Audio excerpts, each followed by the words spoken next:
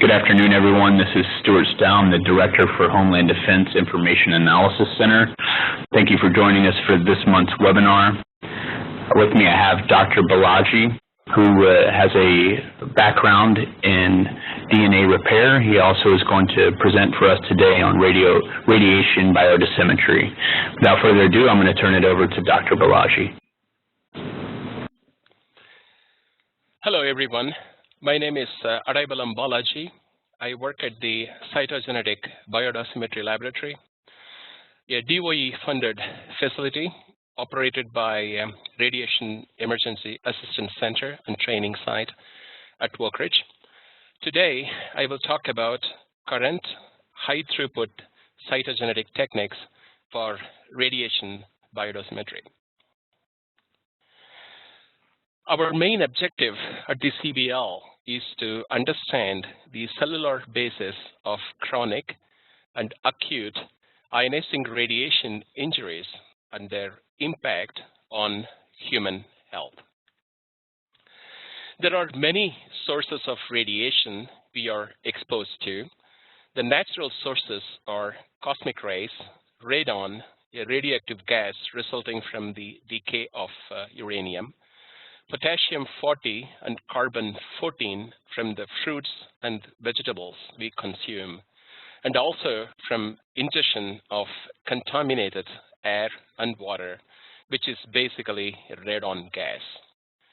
When it comes to man-made sources, they are diagnostic X-rays, radioisotopes, occupational exposure either to radium or uranium, nuclear accidents, TVs, computers and mobile phones, all of which generate electromagnetic radiation, luminous markers, and radioactive watch dials.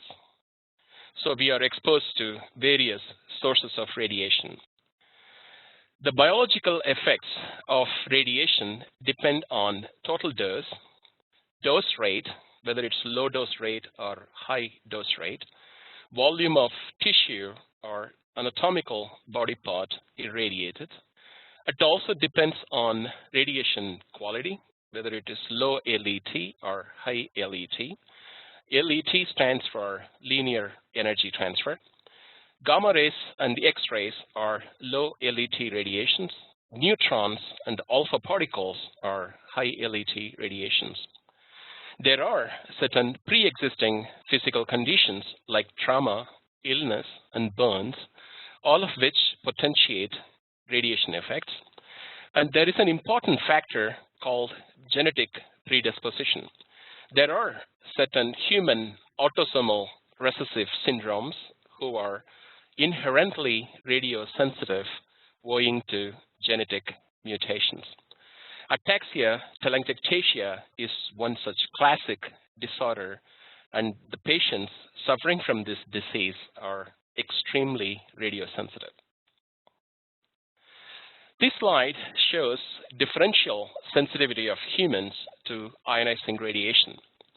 Adults, we all have differentiated cells and tissues. We are least radiosensitive. But when you compare us to embryo, fetus, and child, they all have highly metabolically active cells, meaning that they have a lot of proliferating cells. So embryo, fetus, and child are slightly more radiosensitive relative to adults. How can you measure the absorbed radiation dose in humans? There are three methods of dosimetry. One is physical dosimetry, mainly relying on the radiation batch film. The second one is the clinical dosimeters. They depend on the time and the severity of clinical symptoms. Some of these symptoms are nausea, vomiting, leukopenia, and skin reddening. Leukopenia means depletion of white blood cells. Of all this, biological dosimetry is the most relevant one because it can help us to predict short but also long-term health effects. There are many biological markers that are currently being used for biological dosimeters. And these are either cytogenetics based or proteomics based, that means proteins, transcriptomics or gene expression basis, and also metabolomics, which are metabolites based. For today's talk, I'm going to focus on cytogenetic biomarkers.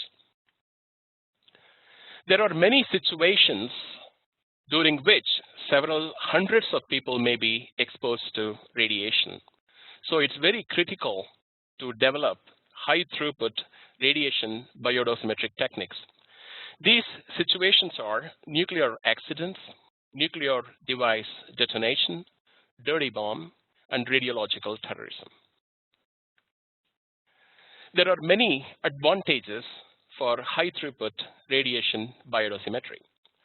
It can help to give us individualized dose assessment, and individualized dose assessment will help to identify the degree of exposure, whether it is low exposure or high exposure.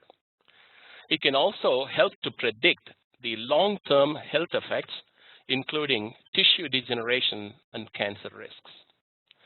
It can also help to avoid psychosocial syndromes, which predominantly affect low-dose exposed human population. Further, development of high-throughput techniques can give reassurance to low-dose exposed human population that the effects are not lethal. They don't need to worry. There are certain prerequisites for high-throughput biodosimetry. The biological samples need to be minimally invasive. The biomarkers should be sensitive and specific for radiation dose assessment. And it also involves rapid processing and analysis of large-scale samples because several hundreds of individuals need to be analyzed. And the biomarkers also should be stable over analysis time. And the biomarkers should be reliable and reproducible. What is the biological target for ionizing radiation? DNA is the double helical structure, which actually comprises the chromosomes, which carry the genes. Basically, the chromosomal DNA is very susceptible to ionizing radiation-induced DNA double-strand breaks. That's why we focus on chromosomal aberrations as cytogenetic biodosimeters for dose assessment.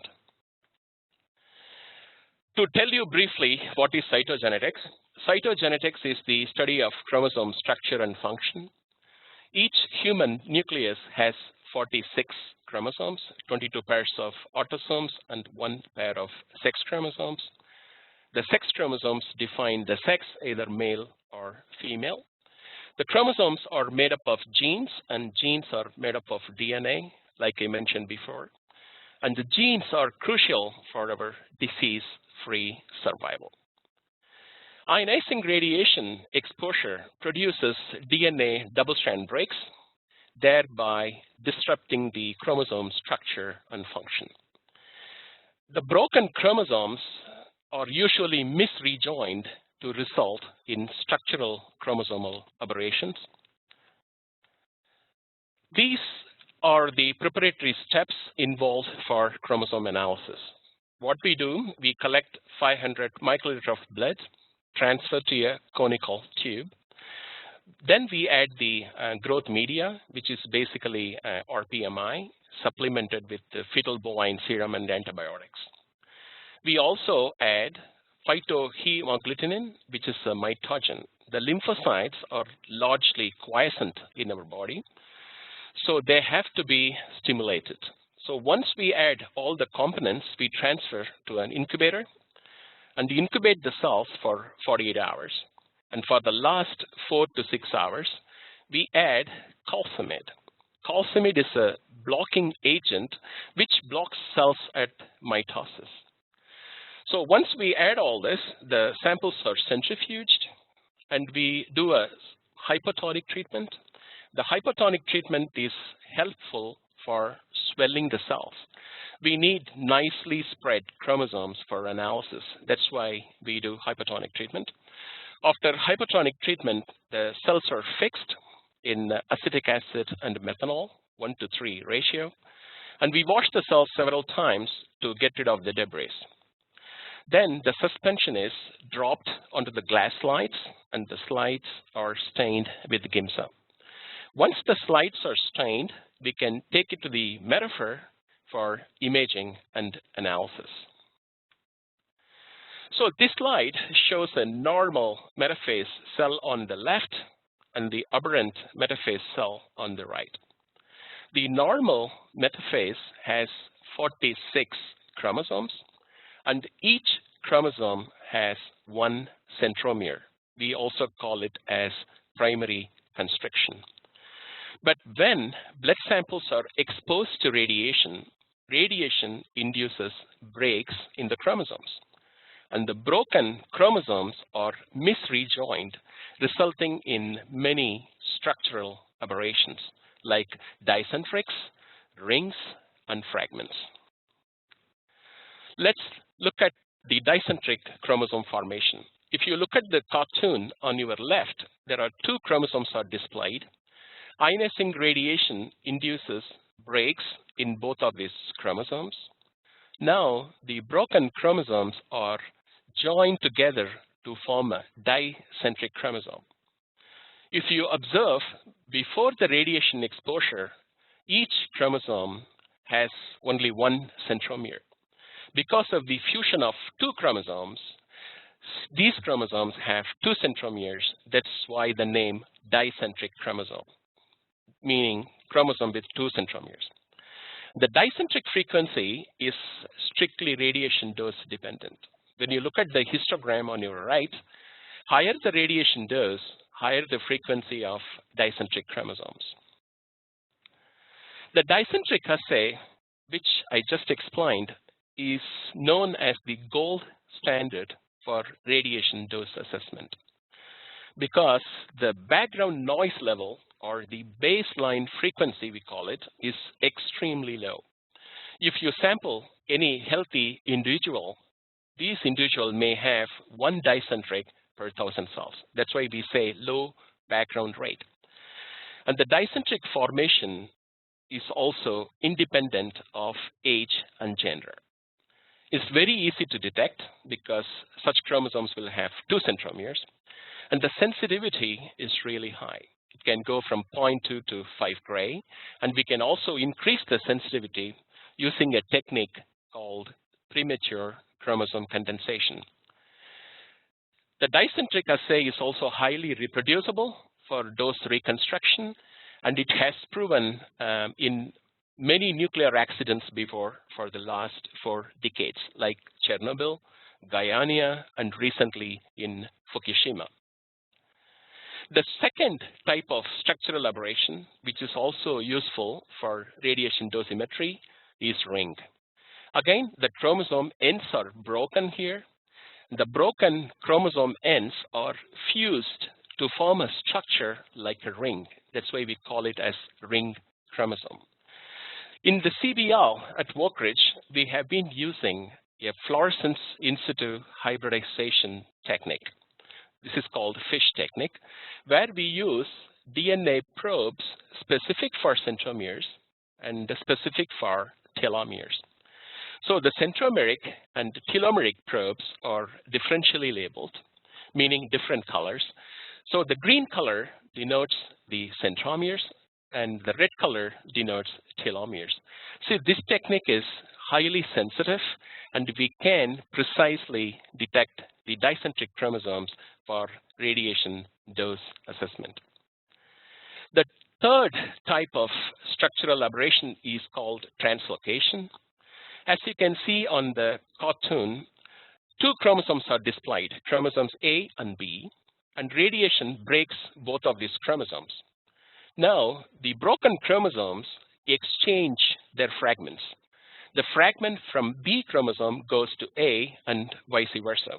So translocation is basically the exchange of fragments between broken chromosomes.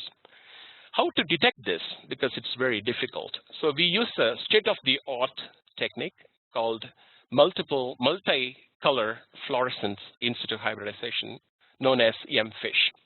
So this technique enables the painting of different chromosomes in different colors. As you can see, there is an exchange between chromosomes 4 and 5, red and green, and also the translocation occurs between 19 and 15. This sample is actually from a thyroid cancer patient who received iodine treatment way back in 1992. We analyzed his samples 3 months ago, and we could still detect translocations in his blood, almost 23 years after exposure.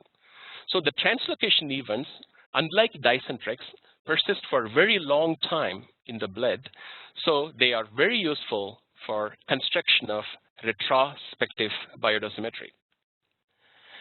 In addition to these structural chromosomal aberrations, micronuclei is also a useful biomarker for radiation exposure. Michael Fenich developed this technique in 1980s, and he has written a beautiful review in Mutagenesis that appeared in 2011. If you're really interested to understand about micronucleus, I strongly urge you to read this review article. So in this case, what happens, we block the cytoplasmic division so that there are 2 nuclei in a single cytoplasm. The broken chromosomes or chromosome fragments are excluded as micronuclei. The micronuclei frequency is also based on radiation dose. So higher the radiation dose, higher the formation of micronuclei. It is relatively rapid to perform compared to Dicentric assay. So cytogenetic biomarkers are really useful for predicting short-term and also long-term genetic effects, including cancer risks. But they are difficult to increase high throughput sampling because the cytogenetic assays are usually done in 15 ml conical tubes. The processing time is also very long, like I told you before, 48 to 72 hours, and very labor intensive. The manual analysis is time consuming. So automation of high throughput techniques for sample processing, imaging, and analysis is critical for biodosimetry applications. So recently, we have started using 96 tube format. So this is really nice. You can use 1.2 ml tube, which can be barcoded, which is very essential when you sample large number of human individuals. So by adopting to 96 tube format, we can maximize the sample processing.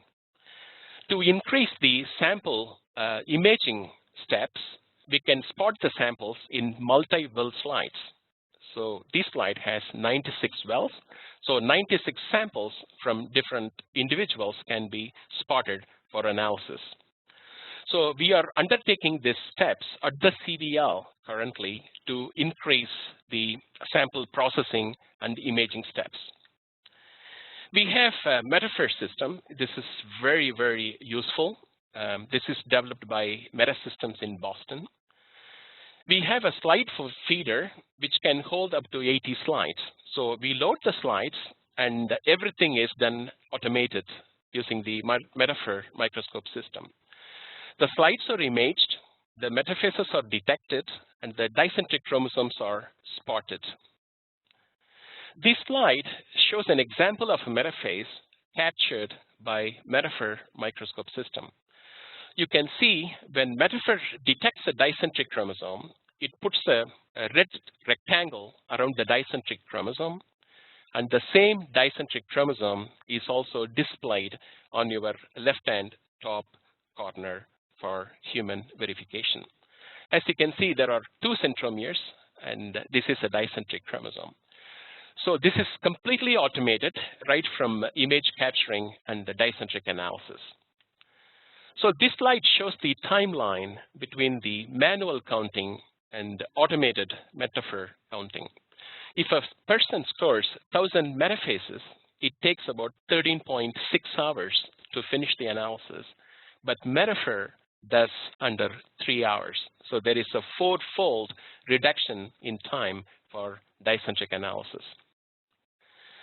Presently, many laboratories started using premature chromosome condensation technique, because one of the main aim for high throughput is to cut the processing time. The conventional Dicentric assay takes about 48 hours.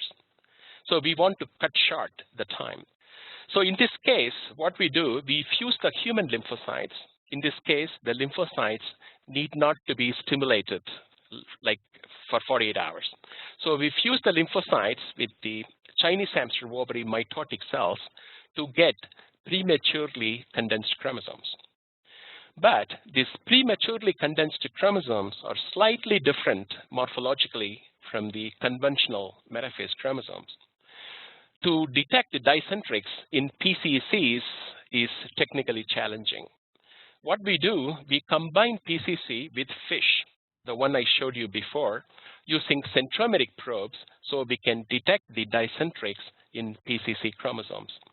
So by combining PCC with FISH, we can cut short the dicentric assay time to 6 hours in contrast to 48 hours using the conventional assay. So I worked at the Columbia University Medical Center for 16 years before I moved to Oak Ridge. The Columbia team has built a tool called RABIT, Automated Biodosimetry Tool, which they call as RABIT.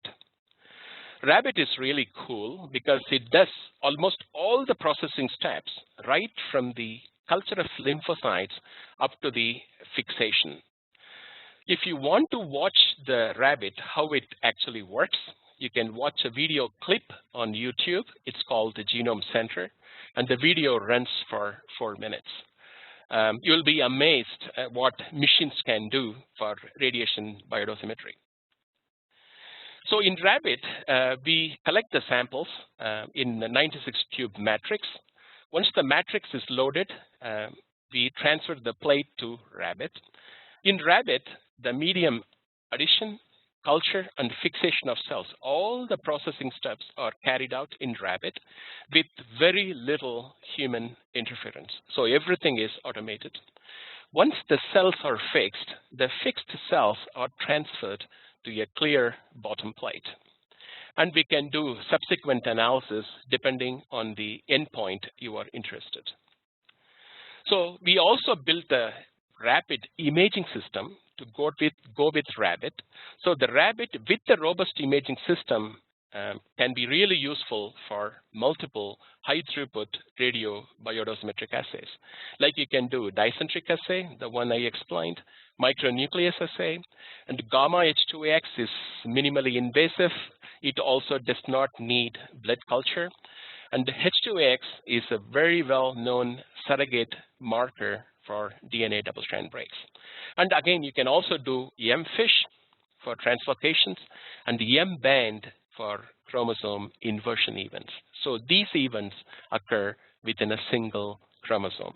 So we use a M-band-based assay for detecting the inversions. Inversions, like translocations, they can also persist for many years after radiation exposure. So we published a paper recently in Microscope and Research Techniques about the automated imaging system for radiation biodosimetry. It's a very good paper for reading.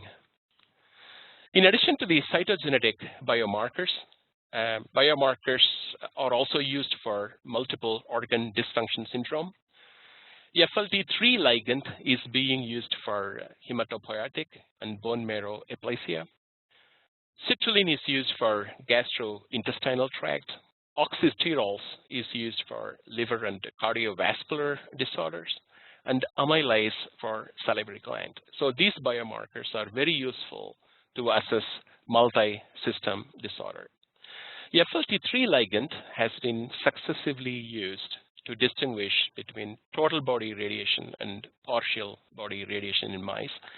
We are interested to use this marker at the CBL in Oak Ridge. So recent years have seen a tremendous progress in the development of various biodosimetric techniques. These are either cytogenetics-based, proteomics-based, metabolomics-based, or transcriptomic-based. All these diverse biomarkers are continually verified, validated, and it will be available for future use. And I sincerely thank all those radiobiologists who tirelessly work towards achieving the goals for human health and welfare. I would like to thank Dr. David Brenner and his colleagues at the Columbia University. They are doing such a fine job with the biodosimetry. And I also thank the faculty at the REACT TS. Dr. Nicholas Daniak is our medical and technical director. Dr. Carol Idins is our associate director, and Maria Escalona is a lead biologist at the CBL. I thank you all for your attention. Thanks. Dr. Balaji, thank you for your presentation today. I really appreciate it. I appreciate everyone who attended this webinar as well. You'll be able to find this webinar on the HDIAC website at the web address that you see there, www.hdiac.org. Thanks again, and have a great day.